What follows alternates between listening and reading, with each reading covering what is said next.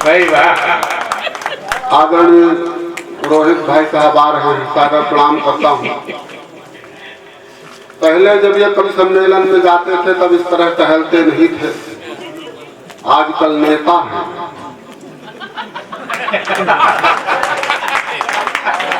इसलिए टहलते रहते हैं।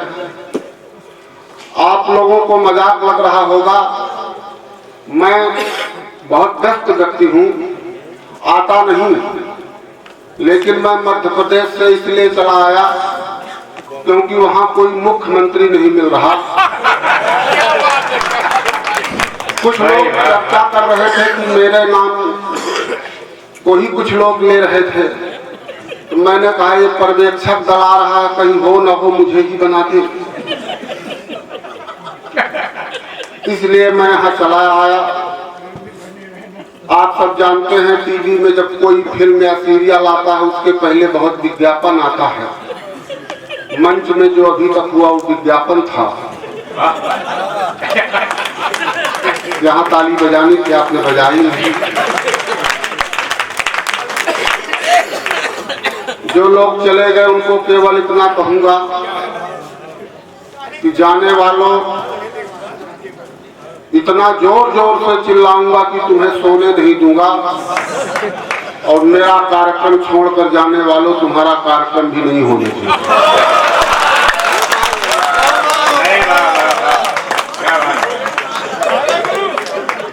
ये मंच में जितने भी हैं ये केवल कवि हैं, केवल मैं ही हूँ जो ज्ञानी हूँ। ये बात केवल मैं मानता हूँ। आए आदरणीय दीक्षित जी, ये माधुरी दीक्षित को प्रणाम करते हैं। दूसरे आपको, हमारे आदरणीय दादा शुरू में संचालन कर रहे थे तो कह रहे थे कि ये कमल के फूल के गुलदस्ते हैं, तो हमने पूछा गुलदस्ता जिस रस्सी में बांधा जाता है वो, बोले वो ये है।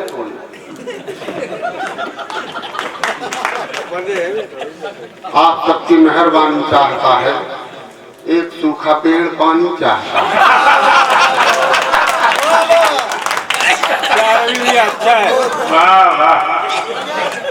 अभी बहुत से रचनाकार हैं, मैं आपसे बताऊं, मैं वो योग्यता भी रखता हूं, पर मैं मुख्यमंत्री बनना नहीं चाहता था, केवल इसलिए आज की रात आए एसडीएम साहब। और मैं कहता हूं कि रात सिमटी हुई है बाहों में, दीक्षित जी, रात सिमटी हुई है बाहों में, नींद खुद सो गई निगाहों में। अब मैं न क्यों प्रदेश का प्रधान बनूं, क्या कमी है मेरे गुनाहों।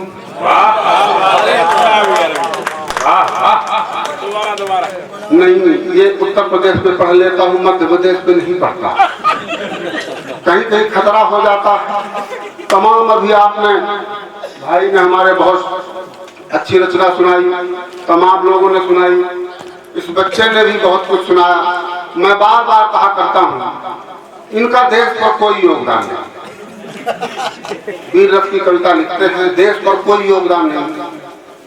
लोकतंत्र की मजबूती के लिए हमने काम किया एसडीएम साहब, हमने एक मतदाता पैदा किया। वाह वाह वाह, इन्होंने वो काम नहीं किया। लोग तमाम अभी मध्य प्रदेश में बहुमत में आई भाजपा, तो लोग तमाम सवाल करते हैं, ये गड़बड़ी हुई, वो कोई गड़बड़ी नहीं। मैं वोट डालने गया, मैं खुद देखा, मेरे पीछे दादाजी लगे, उन्होंने प्रिसाइडिंग ऑफिसर से कहा कि कहो काकी वोट डाल देगा, कहीं हाँ डाल गई आधा घंटा पहले। बोले हो आधा घंटा पहले आते तो काकी से मुलाकात हो जाती। तो प्रिसाइडिंग ऑफिसर ने कहा क्यों, काकी साथ में नहीं रहती क्या? बोले नहीं, वो तो 15 साल पहले मर गई है, बस वोट डालने आती है, पता नहीं कब मिलती नहीं।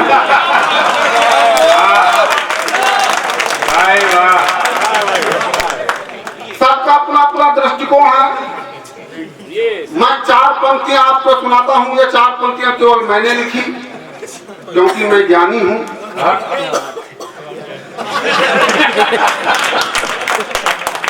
कि बिच्छू से 3 पग दूर रहिए श्रीमान, सर्प जो मिले तो 8 पग भाग जाइए। इन्होंने तो केवल राम प्रसाद का शोध किया, मैंने कई पशुओं का शोध किया, बड़ा पशु ज्ञानी हूँ। कि बिच्छू से 3 पग दूर रहिए श्रीमान, सर्प जो मिले तो 8 पग भाग जाइए। और सिंहों से 12 पग दूरियां बनाए रखे, भालू जो मिले तो पेड़ पर मत जाइए। और विश्व खोपरा से आप 20 पग दूर रहे, प्रेत जो मिले तो हनुमत गुण गाइए।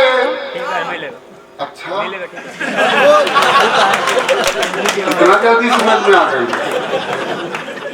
लगता है मेरे साथ ही पढ़ते थे। 2 साल में पास हुआ। कि बिच्छू से 3 पग दूर रहिए श्रीमान, सर्प जो मिले तो 8 पग भाग जाइए। और सिंह से 12 पग दूरियां बनाए रखे, भालू जो मिले तो पेड़ पर मत जाइए। विश्व खोपरा से आप 20 पग दूर रहे, प्रेत जो मिले तो हनुमत गुण गाइए। किंतु धोखे से भी यदि भ्रष्ट नेता मिल जाए, मेरी बात मानिए अदृश्य हो जाइए। किंतु धोखे से भी यदि भ्रष्ट, रोहित भैया ने कहा कि तुम्हारा छंद गलत है, अनुभवी व्यक्ति। हमने पूछा भैया क्या गलत है? बोले जब नेता कह दिया था तो भ्रष्ट कहने की जरूरत क्या? मैं बताऊं आपको, अभी छत्तीसगढ़ में मीटिंग के लिए कुछ नेतागण जा रहे थे, तो उनकी गाड़ी एक गांव में दुर्घटनाग्रस्त हो गई। जब पुलिस वहां पहुंची तो उसने देखा कि वो लोग, गांव के लोग इतने संस्कारी लोग थे कि सभी का अंतिम संस्कार कर दिया। आप लोगों की तरह ही संस्कारी थे। पुलिस वालों ने पूछा कि क्या सभी मर गए थे? तो एक ने कहा नहीं, कुछ कह रहे थे कि हम जिंदा हैं। हमें लगा ये नेता है, सच कब बोलते हैं, इसलिए हमने अंतिम संस्कार किया। 4 पंक्तियां और लिखी मैंने, इसलिए लिखी कि मैं ज्ञानी हूँ।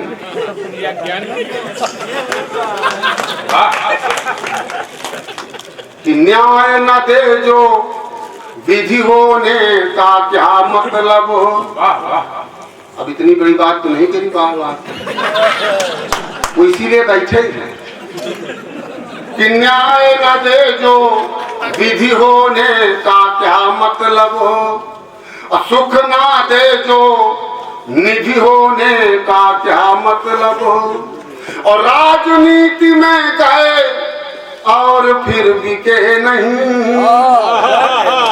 ऐसे जनप्रतिनिधि होने का क्या मतलब हो। ऐसे जनप्रतिनिधि होने का क्या मतलब।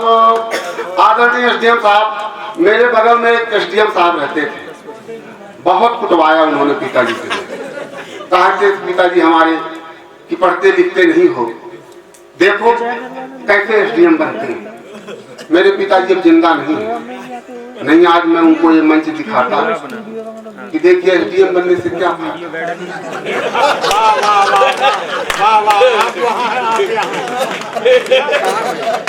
कितना जल्दी समझते हैं। मैं आपको बताऊं कि मैं अंग्रेजी मीडियम स्कूल में हिंदी का टीचर हूँ। एक बार पढ़ा रहा था कि प्रविश नगर कीजिए सब काजा, हृदय राशि कौशलपुर राजा। तो एक लड़के ने कहा गुरुजी अंग्रेजी में बताइए। उसे हिंदी नहीं आती थी, मुझे अंग्रेजी नहीं आती। तो मैंने समस्या का समाधान तलाशा। मैंने कहा कि प्रविश नगर कीजिए सब काजा, हृदय राशि कौशलपुर राजा, यानी enter the city do everything, heart putting Kaushalpur किंगा।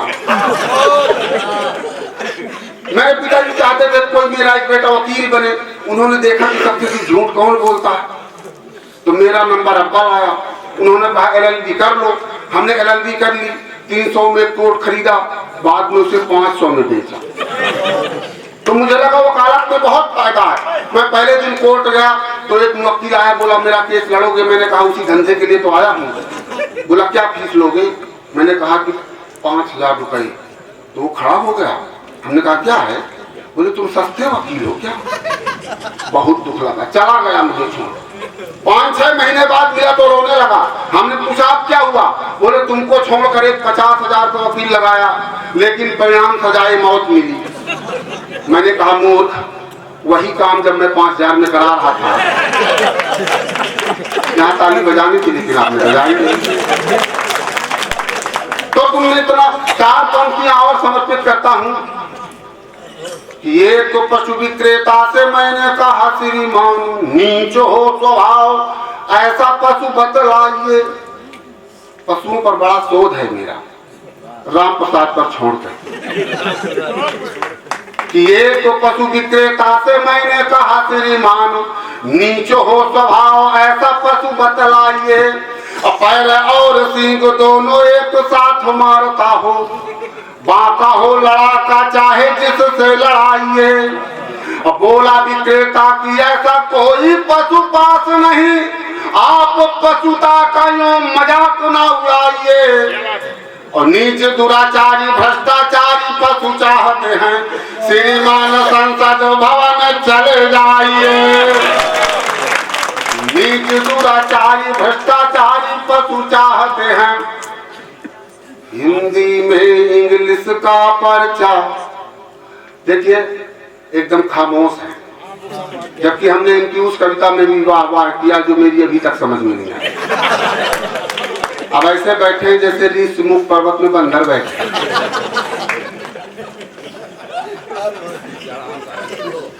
Hindi में इंग्लिश, अब ये कह रही थी कि पीछे वालों को लाइन दे दी, गलत।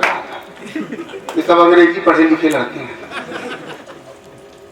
हिंदी में इंग्लिश का पर्चा। रोहित भाई साहब आपको विशेष प्रणाम करता हूँ, क्योंकि मेरा एक बेटा है तो मुझे जाना भी है। उसका मुंडन कौन कराएगा मेरे लिए? आप ही का है।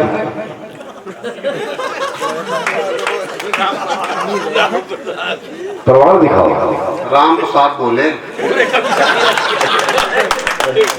समस्या इस बात की खुदे तुम बहुजन समाज पार्टी के चुनावी साल बने खड़े हो धमका। अब मैं पराए मर्द के मुंह नहीं लगना भी नहीं, वरना इनकी वेशभूषा वही है जिस वेशभूषा में रावण ने सीता का हरण किया था।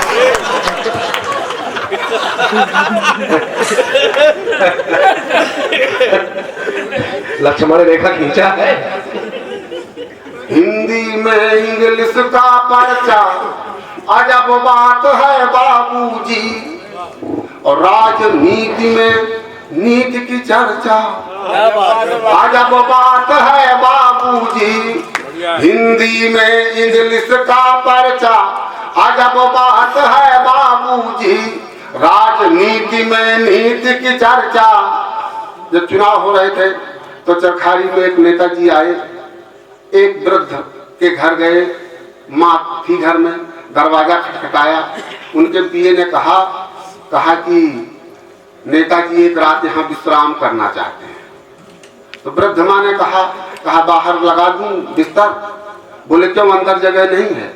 बोले नहीं, अंदर तो कल से अखिलेश ही सो रहे हैं। गरीबों के घर में खाना खाने का सिलसिला जब चुनाव आता है। हिंदी में इंग्लिश का पर्चा, अजब बात है बाबूजी। और राजनीति में नीति की चर्चा, अजब बात है बाबूजी। और कल रमुआ के घर नेताजी रोटी खाने जाएंगे, बदनसीब का इतना खर्चा, अजब बात है बाबूजी। बदनसीब का इतना खर्चा, अजब बात है बाबूजी। और हमारे अनुज बैठे हुए हैं चतुर्वेदी जी, ये कह रहे थे कि 3 चतुर्वेदी हैं। चतुर्वेदियों की स्थिति सर इस समय देश में अच्छी नहीं है। ये उसी तरह विलुप्त हो रहे जैसे गिद्ध विलुप्त हो रहे। लेकिन ये जहाँ है फूले फले, बहुत ना फले, अपने घर में फले। ये बोले।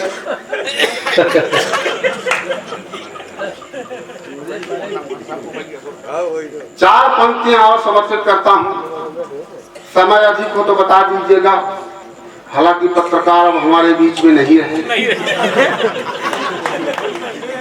भगवान उनकी आत्मा को शांति दे। पुलिस वालों पर बड़ी टिप्पणी कोई कर रहा था। आप बैठे हैं सर, आप अमर रहे, ये ज्ञानी है। घर पर उन्हें भरोसा है या कि उनका पड़ोसी अभी बैठा होगा इसलिए भी भरोसा है। सबका अपना अपना तरीका है, अपना अपना दृष्टिकोण है। मैं यहाँ के पुलिस को कुछ ना कहूँगा, लेकिन हमारे यहाँ की पुलिस बहुत ईमानदार है सर, जो भी दे दीजिए न रख लेती है। इस समय तो खैर जांच वांच चल रही है। एक गीत सुनाता हूँ। रविन्द्रनाथ टैगोर के बाद देश का मैं दूसरा इतना बड़ा कवि हुआ जिसने ये गीत लिखा, क्योंकि मैं ज्ञानी हूँ।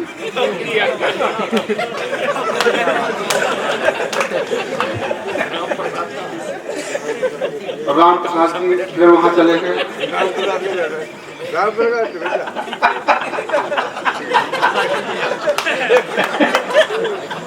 नहीं है राम प्रसाद। देखिए वीर रस के कवियों को देखिए। मैं बार बार एक बात कहता हूँ सर, वीर रस के कवि कहते हैं कि हम देश के लिए जान दे देंगे, हम ना देंगे। काहे दे देंगे? इसलिए हम कहते हैं वीर रस के कवियों से कि ये पंक्ति बदलिए कि हम देश के लिए जान दे देंगे, बल्कि ये पंक्ति रखिए कि हम देश के लिए जान ले लेंगे।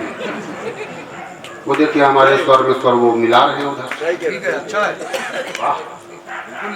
चार पंक्तियां देखें कि नमन है मेरे हिंदुस्तान, नमन है मेरे हिंदुस्तान, नमन है मेरे हिंदुस्तान, नमन है मेरे हिंदुस्तान। यहाँ कुछ भूखे पड़े उतान, रहे कुछ हलवा पूरी छान। नमन है मेरे हिंदुस्तान, नमन है मेरे हिंदुस्तान। लोग कह रहे थे ताली बजाइए, ताली माल अच्छा होगा तो इसे बजेंगे। कहने की क्या जरूरत? आ जाओ तुम भी आ जाओ, तुम्हारे घर कमियां थी। एक तुम उधर, एक इधर नरकंकाल।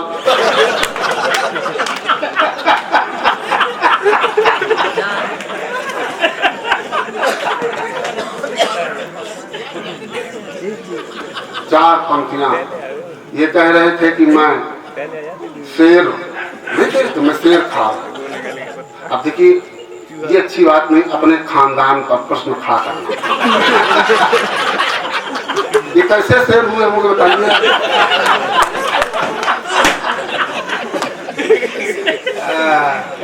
हर आदमी सोचता है कि कैसे शेर हुआ होगा, तो प्रश्न खानदान पर जाता, ऐसा ना बोलना चाहिए। जबकि आदमी दिखाई दे रहे हैं, कुल की बदनामी है उसके।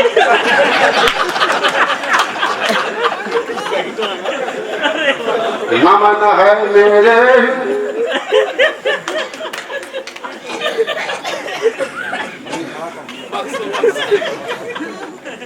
देखिए उनको सुन लीजिएगा, क्योंकि हम तो अगले साल भी आ सकते हैं। अब आप चिंतन करिए कि कोरोना में कैसे बचे होंगे। हालांकि कोरोना उनसे बचा होगा, सब वो बच पाएंगे, वरना बच न पाएंगे। एक मंत्री जी गए, ये मध्य प्रदेश के लिए कह रहा हूं कि एक मंत्री जी गए जीवयम लोक पहुंच ना पाया। एक मंत्री जी गए जीवयम लोक पहुंच ना पाया, और सांसद में यमराज ढूंढने को यमदूत पठाया। अटके थे कुर्सी में प्राण, नमन है मेरे हिंदुस्तान, नमन है मेरे हिंदुस्तान, नमन है मेरे हिंदुस्तान। लोगों ने कहा गांव में राम राज है।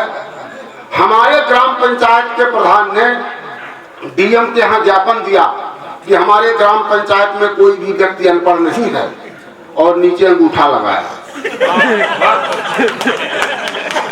कि राम राज्य का गांव में मेरे अजब खिंचा है खाका। राम राज्य का गांव में मेरे अजब खिंचा है खाका। और पिए बिलायती मधुर से अपने झूम रहे हैं काका। और काकी हुई गई है प्रधान। नमन है मेरे हिंदुस्तान, नमन है मेरे हिंदुस्तान। और कविता का धर्म क्या बचा? तब इन महनीय रचनाकारों के आदरणीय अभिराम भाई साहब, आदरणीय चौहान जी, आदरणीय चनपुरिया जी और आप सब महनीय लोगों की उपस्थिति पर मैं कहना चाहता हूं कि कविता का धर्म क्या बचा? कि सूरदास अश्लील लिख रहे लाफ्टर बने कबीरा। सूरदास अश्लील लिख रहे लाफ्टर बने कबीरा। और नीरस कविता रस खानों की धाम भक्ति में मीरा। तुलसी देख देख हैरान। नमन है मेरे हिंदुस्तान, नमन।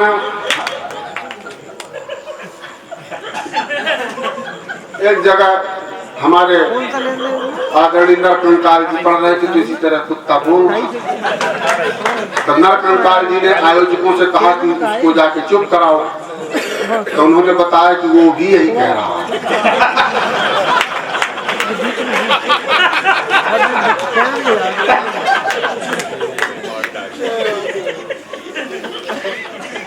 बात उत्तर प्रदेश की करना चाहता हूँ। बैठी हुई बहुत अच्छी सतर। मैंने भी श्रृंगार लिखा, घनघोर श्रृंगार लिखा। तेरा जिंदगी में आना गजब हो गया। सुनना बच्चों, जो मैं भोगा वो तुम न भोग। तेरा जिंदगी में आना गजब हो गया। तेरा रूठना मनाना गजब हो गया। और दो सिमों में तेरे बैलेंस में भराऊं। दर्द देखिएगा दादाजी, आपके समय में तो चिट्ठी से काम चल रहा है। दो सिमों में तेरे बैलेंस में भराऊं। खाली हुआ खजाना गजब हो गया। तेरा जिंदगी में आना गजब हो गया। और जितने थे पूर्व प्रेमी यमलोक को गए सब। अब इस तरह छुपे बैठे हो तो मैं क्या करूंगा? जितने थे पूर्व प्रेमी यमलोक को गए सब। मैं आखिरी दीवाना गजब हो गया। तेरा जिंदगी में आना। और श्रृंगार